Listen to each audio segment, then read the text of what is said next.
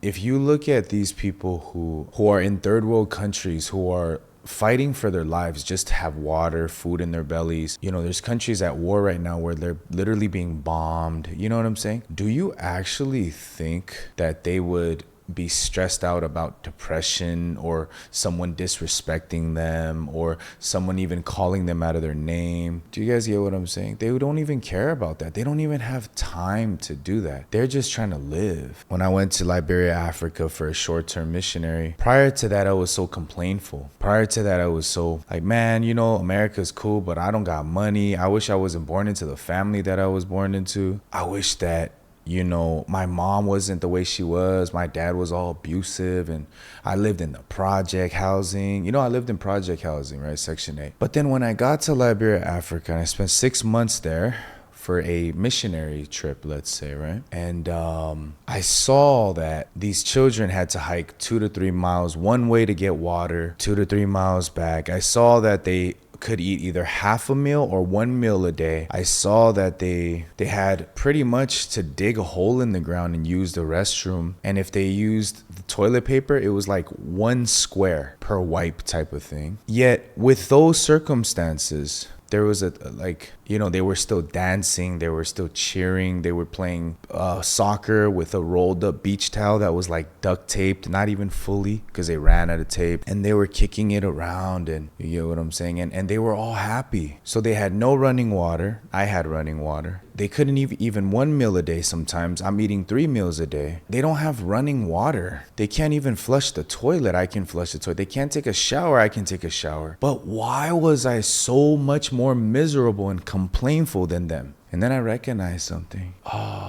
My heart is broken. I'm not thankful that there's a roof over my head. I'm not thankful that there's food in my belly. That gratitude became expectation. I expected that because I got that every day. Not recognizing that in this world, not everyone gets that every day. Not everyone wakes up every day. I wake up complainful. I could have easily not woken up. You guys get what I'm saying? I recognized, wow, I'm broken internally. I could have everything I want and I'll never be happy. But yet these kids don't have anything. They're so thankful for everything. They eat sugar cane. West Africa, Liberia is known for sugar cane. They're eating sugar cane. They're so happy. I'm not happy at that time. And I learned, everything starts from the heart. So I started to apply that to my life. And I went to prison. I was being told by a correctional officer, a grown man, where to pee and where to poop. I was told when I can get up out of my bed and out of my cell, and I had to go back in before 9. You get what I'm saying? I was told to lock up. I was told to, you understand? And now I'm out. I should be happy.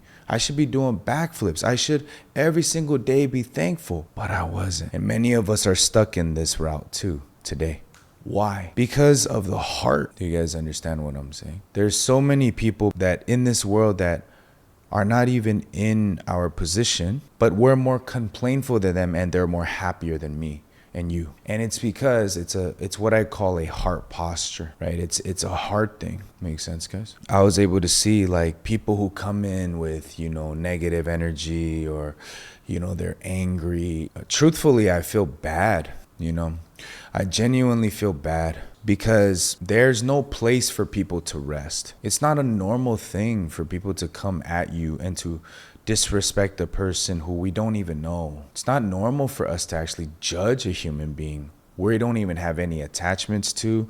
We don't even understand. We don't even know these people, right? So it's very, very sad when people do come in and they do that. And I think about it, man, God, thank you so much for honestly allowing me to grow up the way that I did, because how could I ever appreciate freedom without being locked up for 13 years? How could I ever appreciate love without feeling all that hate from my father and my family? How could I appreciate happiness and peace when there wasn't no despair and chaos in my life? You guys understand? Because truly your gratitude comes from your attitude, right?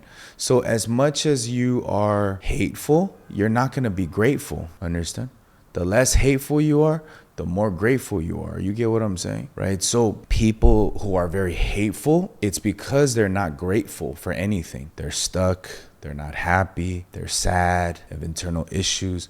And to those people, I hope that they can truly find peace in their hearts and rest in their hearts. Honestly, I hope that people can come in here and truly have an open heart and an open mind to really hear what the messages that I talk about, which are truly biblical.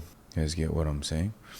Right, guys? When I think about it, it's important to recognize that everything is a heart posture type of thing. You can have all the wealth, you can have everything you thought you ever wanted, money, success, relationships, but you can still feel empty inside. Having a full bank account doesn't fill an empty hole and an empty soul and an empty heart. Do you guys understand what I'm saying? It don't matter how much money you have. You could have billions of dollars. It will never fill the emptiness that you have in your heart. Makes sense, guys? I really hope that anyone who's here and is here to truly learn, I hope that we can truly learn and ask questions and also be respectful to the other people's questions, because we all come from different walks of life, for real.